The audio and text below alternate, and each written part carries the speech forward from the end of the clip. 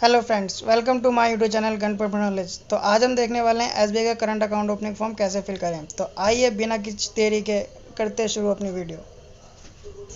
Friends, आज हम देखने वाले हैं current account opening form for sole proprietorship concern. तो सोल प्रोप्राइटरशिप जो जिनकी सोल प्रोप्राइटरशिप है, जिन्होंने अपना बिजनेस कर रखा है, सिंगल पर्सन है, वो current account opening form SBI bank में कैसे खुलवा सकते हैं। तो आइए स्टार्ट करते हैं। और अदर कंपनीज जो सोल प्रोप्राइटरशिप को छोड़कर और भी जो अदर कंसर्न्स हैं जिनको करंट अकाउंट ओपनिंग खोलने की ज़रूरत होती है, तो वो भी इसी फॉर्म का इस्तेमाल कर सकते हैं। और इसके लिए दूसरा फॉर्म भी आता है, तो आप अपना बैंक से दूसरा फॉर्म भी ले सकते हैं। तो यहाँ पर आज हम सीखने वाले हैं प्रोप्राइटरशिप के लिए हमें ये फॉर्म कैसे भरना है। तो चलो देखते हैं हमें क्या क्या करना है। तो सबसे पहले लिखा हुआ है please refer annexure B first to check your eligibility to open current account. तो क्या आप करंट अकाउंट ओपन करने के लिए एलिजिबल हैं या नहीं हैं, इसके लिए हमें क्या देखना होगा। इसके लिए हमें एनेक्सर बी देखना होगा, जो कि आपको इसी फॉर्म में अटैच मिल जाएगा। तो आइए हम भी देख लेते हैं एनेक्सर बी कि क्या कह रहा है एनेक्सर बी। तो आप स्क्रॉल डाउन करेंगे, आपको फॉर्म पे मिल जाएगा। आप जो भी आप बैंक से फॉर्म लेंगे, ये देखिए यहाँ पे एनेक्सर बी लिखा हुआ है। तो हमें ये पता करने के लिए कि क्या हम करंट अकाउंट ओपनिंग के लिए एलिजिबल है या नहीं है, तो ये पता करने के लिए हमें कुछ क्वेश्चंस दे रखे हैं, ये पढ़ने पड़ेंगे। तो ये देखो लिखा हुआ है, do you have any CC और OD facilities with any bank including SBI. क्या सीसी और ओडी का मतलब क्या है, कैश क्रेडिट और ओवरड्राफ्ट। मतलब आपने कैश क्रेडिट ले रखा है या कहीं से ओवरड्राफ्ट की लिमिट ले रखी है एसबीआई बैंक में या किसी और बैंक में। तो अगर ऐसा है तो इसमें लिखा हुआ है, देखो यहाँ पर लिखा हुआ है, अगर ऐसा है यस है तो प्रोसीड टू सीरियल नंबर 2। लेकिन हमारे केस में नहीं है और अधिकतर लोगों के केस में नहीं होता है। यदि आपने ले रखा है तो आप इसे पढ़ लीजिएगा, उसके अकॉर्डिंग ही आप इस फॉर्म को फिल करेंगे। अदरवाइज़ हमने कोई कैश क्रेडिट नहीं ले रखा, कोई भी ओवरड्राफ्ट नहीं ले रखा, तो हम यहाँ पर नो के ऊपर क्लिक कर देंगे। ये देखिए टिक कर दिया नो के ऊपर, और इसमें लिखा हुआ है if no please proceed to serial number 3। अगर नहीं ले रखा तो आप सीरियल नंबर 3 पर जा सकते हैं। तो ये सेकंड नंबर हमने स्किप कर दिया है क्योंकि हमने नहीं ले रखा है कोई भी कैश क्रेडिट और ओवरड्राफ्ट की लिमिट किसी भी बैंक में या एसबीआई में भी। तो हम थर्ड नंबर पे चले जाएंगे। थर्ड नंबर में लिखा हुआ है have you availed any credit facilities other than CC और OD with any bank including SBI. तो क्या आपने किसी भी प्रकार का उधार क्रेडिट फैसिलिटीज़, किसी भी प्रकार की क्रेडिट फैसिलिटीज़ ले रखी है सीसी और ओवरड्राफ्ट को छोड़कर, इसके अलावा भी और कोई क्रेडिट फैसिलिटी ले रखी है आपने एसबीआई बैंक में या किसी और बैंक में। तो अगर आपने ले रखी है तो कह रहा है सीरियल नंबर 4 पर जाकर देखिए। अगर आपने नहीं ले रखी है तो इफ़ नो लिखा हुआ है यहाँ पर, अगर आपने नहीं ले रखी है if no you can open और कंटिन्यू करंट अकाउंट। तो अगर आपके पास कोई सीसीडी लिमिट या ओडी लिमिट नहीं है किसी भी बैंक में या एसबीआई में, तो आप ये करंट अकाउंट खोलने के लिए एलिजिबल हैं। अदरवाइज़ आपको ये बाकी कंडीशंस पढ़नी पड़ेंगी। तो हम ये मानकर चल रहे हैं कि हमने किसी भी बैंक से या एसबीआई में कोई भी प्रकार की कैश क्रेडिट या फिर ओवरड्राफ्ट लिमिट नहीं ले रखी है। ओके, तो यहाँ से हमें पता चलेगा कि हम अकाउंट खोलने के लिए एलिजिबल हैं या नहीं है। तो अब चलते हैं हम अपने फॉर्म पर वापस। तो सबसे पहले लिखा हुआ है please refer annexure B first to check your eligibility to open current account. तो हमने देख लिया कि हम एलिजिबल हैं क्योंकि हमने किसी भी प्रकार का कैश क्रेडिट नहीं ले रखा था। तो उसके बाद हमने यहाँ पर टिक कर लिया I don't have any account with SBI. अब उसके बाद 2 क्वेश्चन पूछे गए हैं आपसे, क्या आपके पास पहले से एसबीआई का अकाउंट है या नहीं है। तो हमने क्या लिखा है यहाँ पर 2 ऑप्शन है, I have an account with SBI the account number. अगर आपके पास अकाउंट नंबर पहले से है एसबीआई का तो आप यहाँ पर लिख के भर देंगे, और अगर नहीं है तो आपको फर्स्ट वाले के ऊपर टिक करना है आई do not have any account with SBI. उसके बाद सेकंड पार्ट पे आना है, अगर है आपके पास तो डिटेल लिख देंगे, कब अकाउंट खोला था, किस ईयर में खोला था, अकाउंट का नेचर क्या है, क्रेडिट फैसिलिटीज़ ली है या नहीं ली है। ठीक है, और अगर आपने फर्स्ट टाइम अपना अकाउंट खुलवा रहे हैं एसबीआई बैंक में तो सिंपली आपको I do not have any account with SBI bank, तो आपको उसको टिक करके नेक्स्ट फॉरवर्ड हो जाना है। यहाँ पर लिखा हुआ है फर्म्स डिटेल। तो क्योंकि हम करंट अकाउंट खोलने वाले हैं, प्रोप्राइटरशिप फर्म के लिए खोलने वाले हैं, तो यहाँ पर हमारी फर्म की डिटेल मांगी हुई है कि आपकी फर्म का, आपके बिजनेस का नाम क्या है और कब बनी थी, उसका पैन नंबर अगर आपने रजिस्टर कर रखे, जैसे पार्टनरशिप फर्म हो गई या और भी किसी प्रकार की फर्म है, उसका अगर रजिस्ट्रेशन हो रखा है, एलएलपी है, तो उन लोगों का रजिस्ट्रेशन होगा तो उनका पैन नंबर अलग से आता है, अदरवाइज़ यहाँ पर प्रोप्राइटर का ही पैन नंबर डाला जाता है।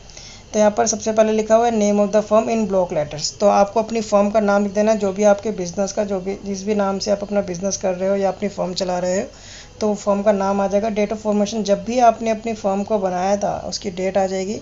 डेट ऑफ फॉर्मेशन, जब भी आपका फर्म का रजिस्ट्रेशन हुआ है, अगर आपने जीएसटी में रजिस्ट्रेशन करा रखा है तो date of registration of GST, otherwise आपने कोई शॉप एस्टेब्लिशमेंट सर्टिफिकेट ले रखा है या किसी भी प्रकार का सर्टिफिकेट ले रखा है जिससे ये पता चलता है कि आपने बिज़नेस कब स्टार्ट किया था, तो उस दिन की डेट लिख सकते हो आप। उसके बाद लिखा हुआ है प्लेस ऑफ फॉर्मेशन, तो कहाँ पर बनाई गई थी, तो मैं दिल्ली में हूँ तो दिल्ली में लिख दिया आपने, आपकी जो भी सिटी रहेगी आप वो सिटी लिख सकते हो। उसके बाद पैन नंबर, जैसा कि मैंने आपको बताया, अगर आपकी रजिस्टर्ड फर्म है तो यहाँ पर आपको अपना पैन नंबर भी मिला होगा आपकी फर्म का, और अदरवाइज़ आपको अपना सिंगल पैन, जो आप ही का पैन है, वो आपको लिख देना है यहाँ पर। और अगर आपके पास पैन कार्ड नहीं है, आपका भी पैन कार्ड नहीं है और फर्म का भी पैन कार्ड नहीं है, तो यहाँ पर फॉर्म 60 भरना है उसके एवरेज में। उसके बाद हमसे पूछा हुआ है कंट्री ऑफ फॉर्मेशन, तो कौन सी कंट्री में आपकी बनी है, तो जाहिर सी बात है हम लोग इंडिया में है। उसमें आगे लिखा भी हुआ है सेलेक्ट IN फॉर इंडिया, और अगर और कोई कंट्री है तो उसके लिए अदर कोड आ जाएगा। यहाँ पर हमारा इंडिया है तो हमने IN लिख दिया है। उसके बाद अगर आपने GST नंबर ले रखा है अपनी फॉर्म का तो GST नंबर आ जाएगा, और अगर नहीं ले रखा है तो कोई बात नहीं, इसे आप ब्लैंक छोड़ सकते हैं।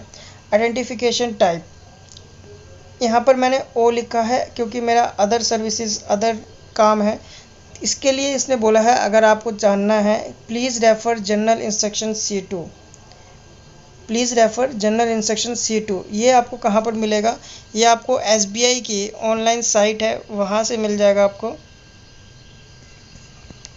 मैं आपको दिखा देता हूँ,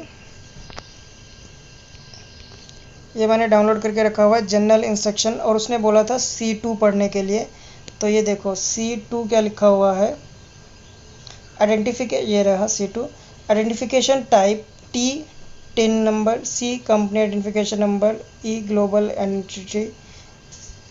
तो ये जनरल इंस्ट्रक्शन लिखा हुआ है। यहाँ पर देखो, यहाँ पर इसने बोला हुआ है please refer general instruction C2।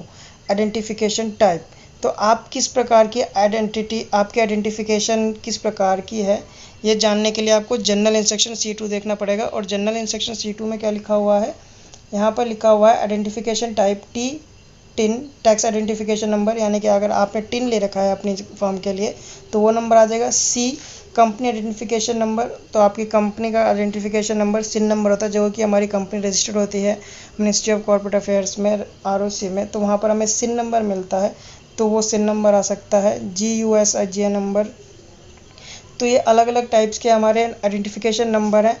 क्योंकि यहाँ पर हमारी प्रोप्राइटरशिप फर्म है तो यहाँ पर हमने ओ लिख दिया है, और अदर्स में डाल दिया हमने GST नंबर यहाँ पे दे रखा है। अगर आपके पास GST नंबर नहीं है तो भी आप अदर्स लिख सकते हो और आगे प्रोसीड कर सकते हो।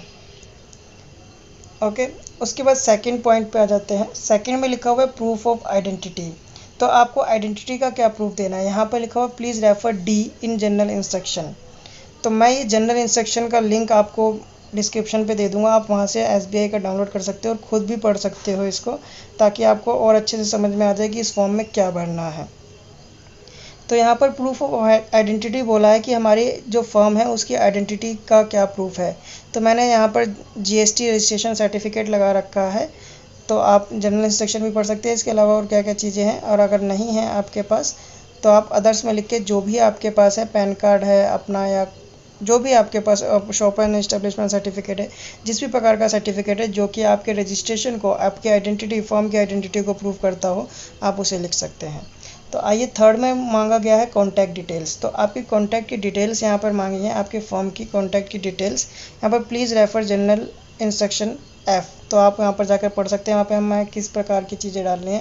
तो यहाँ पर टेलीफोन ऑफिस का डालना है, तो आपके ऑफिस का जो भी टेलीफोन नंबर होगा आप वो लिख सकते हो। मोबाइल नंबर, जो भी आपका रजिस्टर्ड मोबाइल नंबर है ऑफिस का, वो लिख सकते हो। फर्म का आपकी ईमेल आईडी लिख सकते हो, जो भी आपकी ईमेल आईडी रजिस्टर कराना चाहते हो आप अपने बैंक में वो।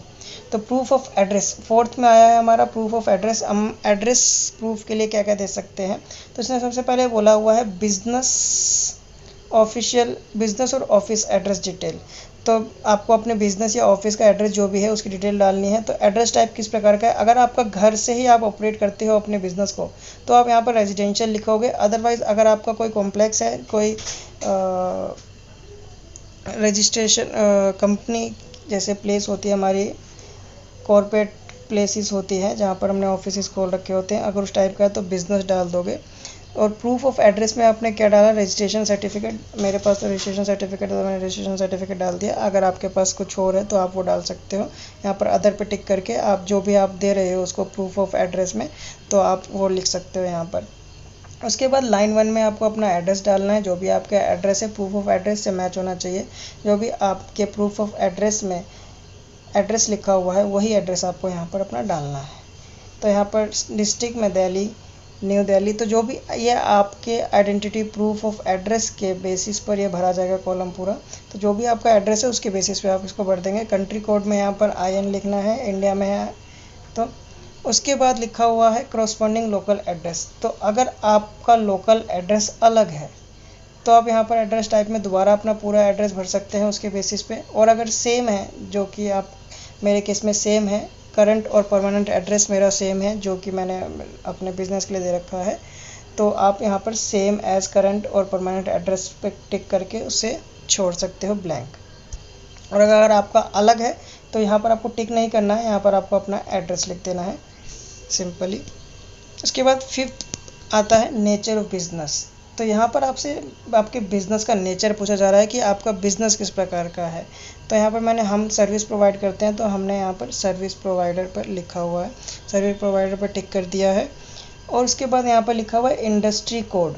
अब ये कोड कहाँ से मिलेगा आपको, इसमें लिखा हुआ है please refer to industry code for given at the bottom. तो आपको इसी फॉर्म के नीचे थोड़ा सा जाओगे तो वहाँ पर आपको इंडस्ट्री कोड मिल जाएगा। मैं आपको दिखा देता हूँ, इस फॉर्म के नीचे जाओगे तो ये देखिए यहाँ पर लिखा हुआ है इंडस्ट्री कोड। तो आपको अपनी इंडस्ट्री के बेसिस पर यहाँ से कोड उठाकर लिख देना है, जो भी आपका काम है, जिस भी इंडस्ट्री से आप बिलोंग करते हैं।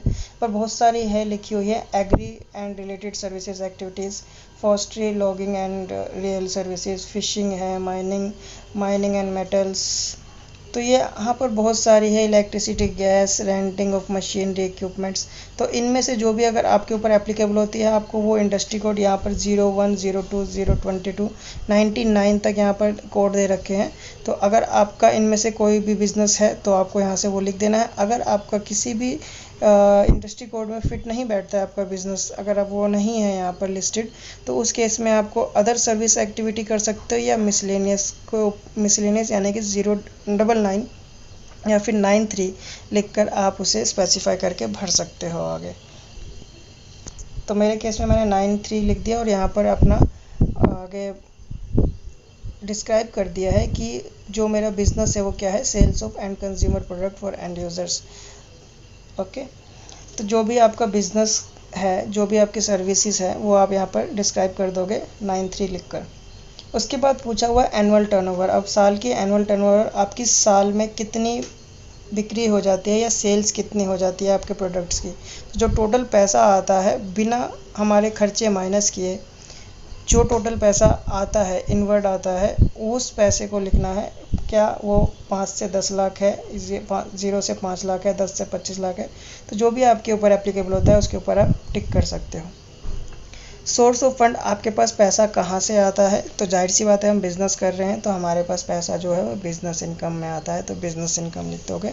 अगर और किसी तरीके से आपके पास आता है तो आप अदर भी लिख सकते हो। उसके बाद यहाँ पर MLM अंडरटेकिंग ली है इन्होंने हमसे।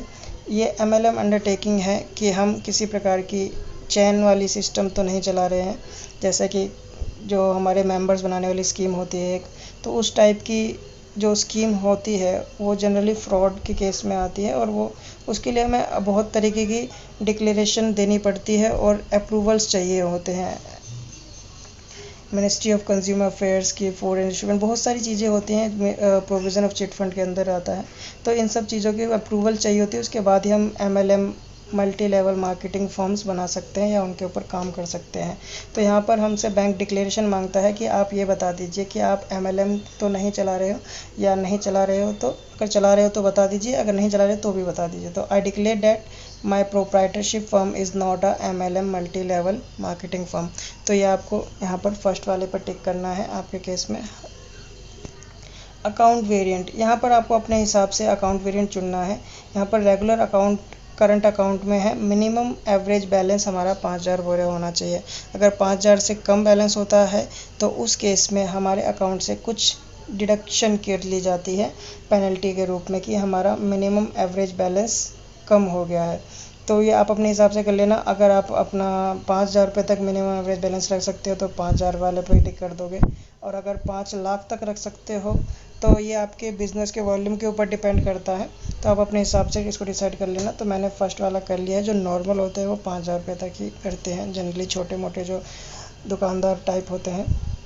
उसके बाद लिखा हुआ है सर्विसेज रिक्वायर्ड, आपको किस प्रकार की सर्विसेज चाहिए बैंक से अपने अकाउंट से रिलेटेड। तो सबसे पहले बोला है कॉर्पोरेट इंटरनेट बैंकिंग। तो कॉर्पोरेट इंटरनेट बैंकिंग में आपको व्यू राइट भी है और ट्रांजैक्शन राइट भी है, यानी कि आप अपनी ट्रांजैक्शन को देख भी सकते हो और ट्रांजैक्शन कर भी सकते हो, पेमेंट कर भी सकते हो, स्टेटमेंट वगैरह सब कुछ आप ऑनलाइन ही निकाल सकते हो। उसके बाद बोला है बिजनेस कार्ड, आपको किस प्रकार का डेबिट कार्ड चाहिए, प्राइड, प्रीमियम। तो ये इनके अपने अपने फ़ायदे नुकसान हैं और इनके अपने अपने चार्जेस हैं। प्राइड का थोड़ा कम होता है, प्रीमियम का थोड़ा ज़्यादा होता है, तो आप अपने हिसाब से कर लीजिएगा। उसके बाद लिखा हुआ है कैश मैनेजमेंट प्रोडक्ट, आपका कैश प्रोडक्ट कैसा रहेगा, विच कैश पिकअप, क्या बैंक से कोई आपके पास कैश पिकअप करने के लिए आ सकता है।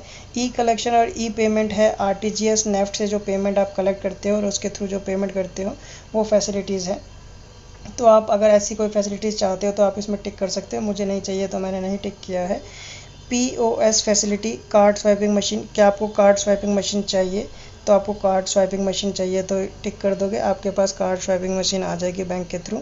क्या आपको चेकबुक चाहिए, चेकबुक चाहिए तो टिक कर दीजिए। आपको UPI QR कोड चाहिए, जैसे कि आप देखते हो बहुत सारी शॉप्स के बाहर UPI QR कोड लगे होते हैं, तो उसके लिए अगर आप इस पर टिक कर दोगे तो आपको उस प्रकार का कोड मिल जाता है। क्या आपको SMS अलर्ट चाहिए, तो आपके मोबाइल पर SMS आ जाएगा हर ट्रांजेक्शन के बाद। तो ये सारी चीज़ें फैसिलिटीज़ चाहिए तो आपको जिन जिन फैसिलिटीज़ को आप लेना चाहते हो उसके ऊपर आप टिक कर सकते हो, सिंपली आपको मिल जाएगी। उसके बाद लिखा हुआ है do you wish to register for positive pay system.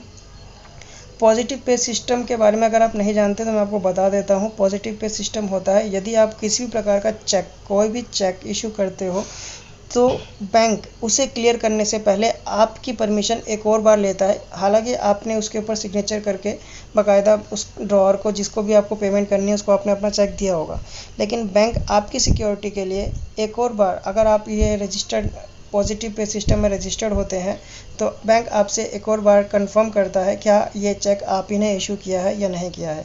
तो आपकी कंफर्मेशन के बाद ही बैंक उस चेक की पेमेंट करता है। तो अगर आप इस चीज़ में रजिस्टर करना चाहते हैं तो आप रजिस्टर कर सकते हो, अदरवाइज़ आप इसको नो कर सकते हो। उसके बाद लिखा हुआ है मोड ऑफ ऑपरेशन, अगर आप अकेले हो तो सिंगली आप ऑपरेट करोगे, जाहिर सी बात है, और अगर आप एक से ज़्यादा पर्सन के साथ इसको ऑपरेट करना चाहते हो तो आपकी मर्जी है, अदर्स पे लिख के स्पेसिफाई कर सकते हो।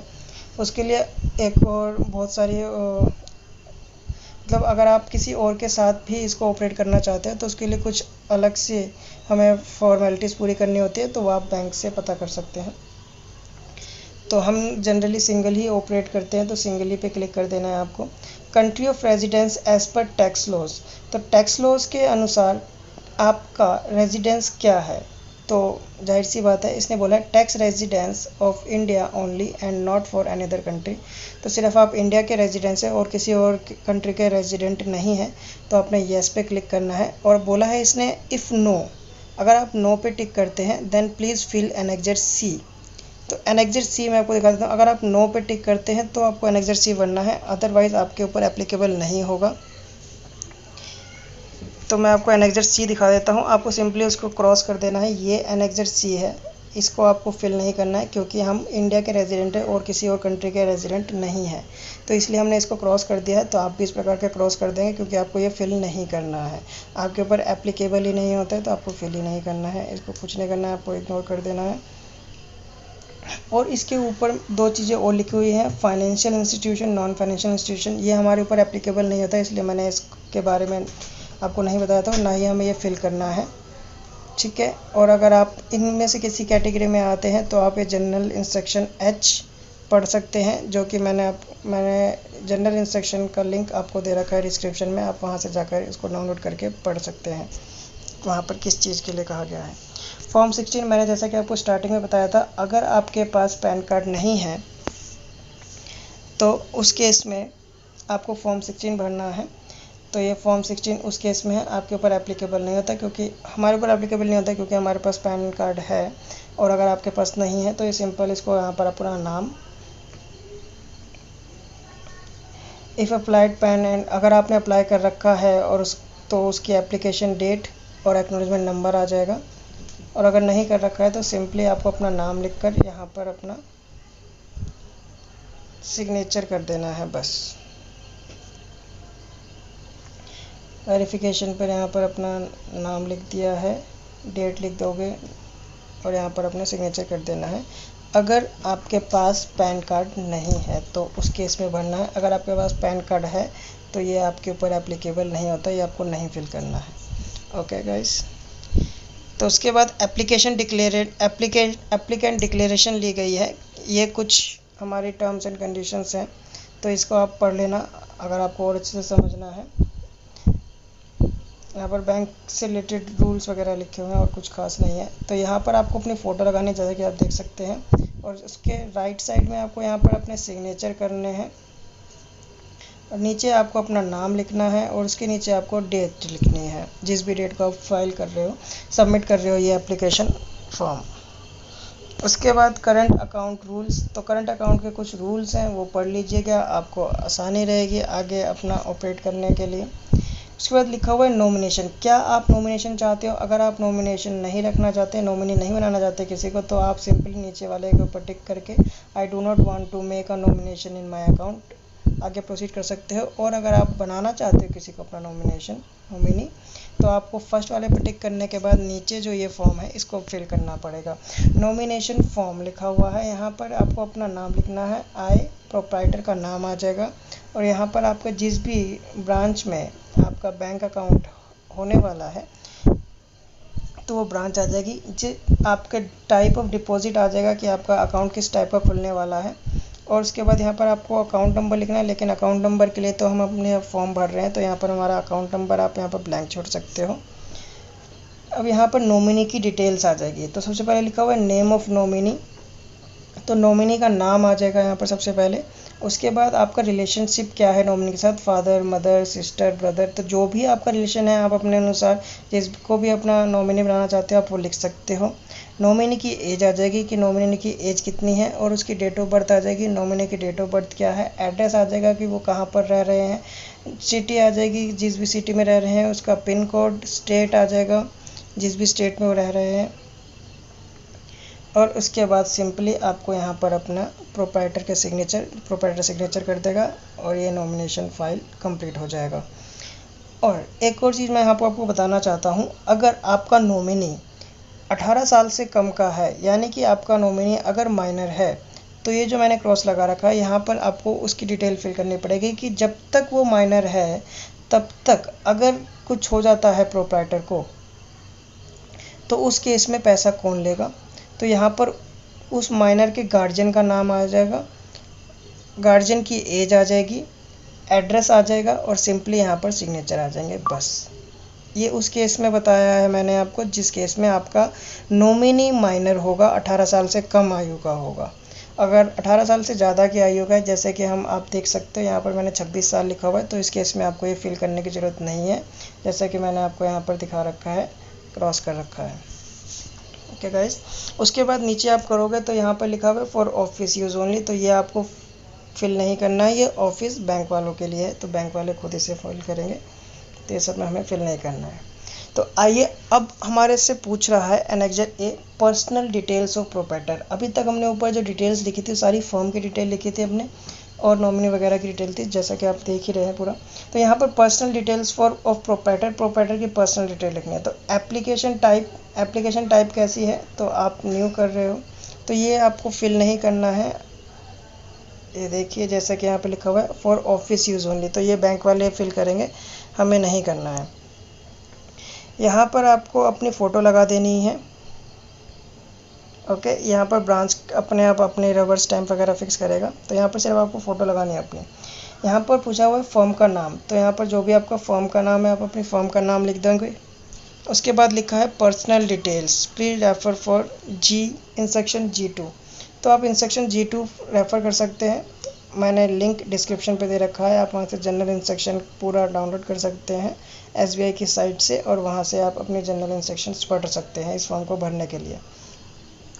सबसे पहले लिखा हुआ है name same as ID proof, जैसा कि आपके ID प्रूफ में लिखा हुआ है सेम टू सेम यहाँ पर नाम आना चाहिए।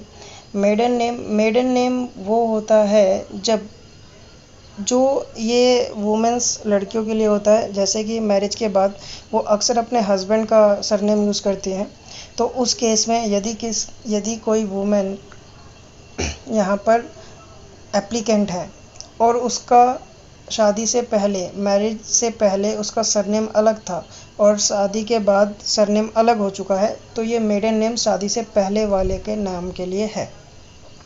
अदरवाइज़ अगर वो कोई मेल है तो उस केस में ये एप्लीकेबल ही नहीं है, तो इसमें आपको नहीं फिल करना है। उसके बाद यहाँ पे लिखा हुआ है फादर्स नेम, तो आपको फादर्स नेम लिख देना है। स्पाउस नेम, आपकी वाइफ, अगर कोई मेल भर रहा है तो उसकी वाइफ का नाम, और कोई फीमेल भर रही है तो उसके हस्बैंड का नाम आ जाएगा। मदर्स नेम, यहाँ पर मदर्स नेम लिख देना है। यहाँ पर आधार नंबर आ जाएगा आपका, अगर आधार नंबर नहीं है आपके पास तो आधार एनरोलमेंट नंबर आ जाएगा अगर आपने अप्लाई कर रखा है तो। डेट ऑफ बर्थ, यहाँ पर आपकी अपनी डेट ऑफ बर्थ आ जाएगी। जेंडर, आपका जो भी जेंडर है मेल फीमेल, उस बेसिस पे। मैरिजल स्टेटस, मैरिड अनमैरिड, तो आप यहाँ पर फिल कर सकते हैं। रेजिडेंशियल स्टेटस, रेजिडेंट इंडिविजुअल, आप इंडिया के रेजिडेंट है तो रेजिडेंट इंडिविजुअल के ऊपर क्लिक करना है। अगर आप फॉरेन है तो foreign national, person of Indian origin, non resident अगर इंडिया के रेजिडेंट नहीं है तो। ओके, सिटीजनशिप्स इंडियन है, अगर कोई अदर्स है तो अदर्स पे क्लिक कर देना। ऑक्यूपेशन टाइप, आप बिजनेस करते हैं तो जाहिर सी बात है आपने तभी ये करंट अकाउंट खोलने के लिए फॉर्म भर रहे हो, तो बिजनेस है। एनुअल इनकम कितनी हो जाती है? 2 लाख रुपए तक हो जाती है, तो जो भी आपकी एनुअल इनकम है उसके बेसिस पे आप कर सकते हो। सोर्स ऑफ फंड कहाँ से आता है? बिजनेस इनकम है। उसके बाद सोर्स ऑफ फंड आपने बिजनेस इनकम बता दिया। अब उसके बाद पॉलिटिकली एक्सपोर्ट पर्सन हो, अगर हो तो यस कर दो, अदरवाइज़ नो कर दो, नहीं है तो नो कर दिया हमने। इसके बाद लिखा हुआ है country code for tax residence, country code क्या है? इंडिया का IN है तो IN लिख दिया आपने। तो country of tax residence only other than territory, तो यहाँ पर यस कर दोगे आप, क्योंकि भाई हम इंडिया के रेजिडेंट है और किसी कंट्री के नहीं हैं। तो पैन टैक्स आइडेंटिफिकेशन नंबर, तो पैन नंबर आ जाएगा आपका। डेट, यहाँ पर प्लेस और सिटी ऑफ बर्थ, जिस भी प्लेस या सिटी में बर्थ हुआ है आपका वो आ जाएगा। कंट्री आ जाएगी। उसके बाद please refer general instruction E, proof of address. अब आप अपने प्रूफ ऑफ एड्रेस के लिए क्या दे रहे हो? आधार कार्ड दे रहे हो, तो यहाँ पर आधार कार्ड की डिटेल्स आ जाएगी। इशू कब किया, कहाँ पर किया, UIDI किसने किया, तो वो सारी चीज़ें आ जाएंगी यहाँ पर।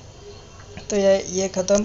उसके बाद proof of address, in case of अगर मान लो आपका एड्रेस यहाँ पर जो आप एड्रेस प्रूफ दे रहे हो वहाँ पर अपडेटेड नहीं है, तो उस केस में आपको अपडेटेड एड्रेस वाला कुछ देना है, जैसे कि यूटिलिटी बिल हो गया, प्रॉपर्टी टैक्स रिसिप्ट हो गया, पेंशन पेमेंट होगी, जो भी आपके पास अवेलेबल है उस प्रकार का। और यूटिलिटी बिल अगर आप दे रहे हो तो वो 2 महीने से ज़्यादा पुराना नहीं होना चाहिए। उसके बाद एड्रेस डिटेल्स, आपका एड्रेस क्या है? विकासपुरी, तिलक नगर, जो भी है आपका एड्रेस है, address, city, district, pin code, country code, ये सारी चीज़ें भर देनी है। उसके बाद कॉन्टैक्ट डिटेल्स, आपको अपना mobile number, email ID, telephone number office का, टेलीफोन नंबर घर का, अगर आप देना चाहो तो अलग अलग दे सकते हो, अदरवाइज़ आप इसे छोड़ भी सकते हो। तो ये 6th पॉइंट लिखा हुआ है मल्टीपल टैक्स रेजिडेंसी, तो अगर आपकी रेजिडेंसी एक कंट्री से ज़्यादा कंट्री में है या इंडिया के बाहर है तो उस केस में आपको ये फिल करना है, अदरवाइज़ नहीं है, ये आपके ऊपर एप्लीकेबल, आप इसको छोड़ सकते हो। 7th लिखा हुआ है एड्रेस इन आउटसाइड जुडिक्शन कंट्री, तो क्या आपका एड्रेस इस कंट्री के बाहर है? अगर है तो आप लिख सकते हो, अदरवाइज़ आप इसे छोड़ सकते हो, आपके ऊपर एप्लीकेबल नहीं है। फॉर्म 60 आपको बताया था, अगर आपके पास पैन नहीं है तो उस केस में आपको भरना है, अदरवाइज़ ये आपको नहीं भरना है क्योंकि आपके पास पैन कार्ड है। उसके बाद एप्लीकेंट डिक्लेरेशन, तो यहाँ पर एप्लीकेंट की डिक्लेरेशन ली जा रही है, तो ये डिक्लेरेशन आप पढ़ लेना। इसमें कुछ रूल्स रेगुलेशन लिखे हुए हैं। जिस भी डेट का आप फिल कर रहे हो वो डेट आ जाएगी, प्लेस आ जाएगी, उसके बाद सिग्नेचर आ जाएंगे आपके प्रोप्राइटर के, जो भी आप कर रहे हो। उसके बाद attestation for office use only, तो ये आपको नहीं भरना है, ये ऑफिस के लिए है। और एनेक्जर भी मैंने आपको बता ही दिया था। तो इसी के साथ आपका फॉर्म जो है वो पूरा सब फिल हो चुका है। अब बस आपको अपनी फ़ोटोग्राफ पेस्ट करके आपको इसे फिल कर देना है, और यहाँ पर आपको एक सिग्नेचर करना है प्रोप्राइटर के एनेक्जर बी में, ये डिक्लेयर करते हुए कि आपने किसी भी प्रकार का कैश क्रेडिट या ओवरड्राफ्ट लिमिट किसी और बैंक में या एसबीआई में नहीं ले रखी, तो आप एलिजिबल हैं करंट अकाउंट खोलने के लिए। तो यहाँ पर आपको एक सिग्नेचर करके आपको अपना डिक्लेरेशन देना है, और ये आपके ऊपर एप्लीकेबल नहीं है, ये आपको स्टार्टिंग में बता दिया था।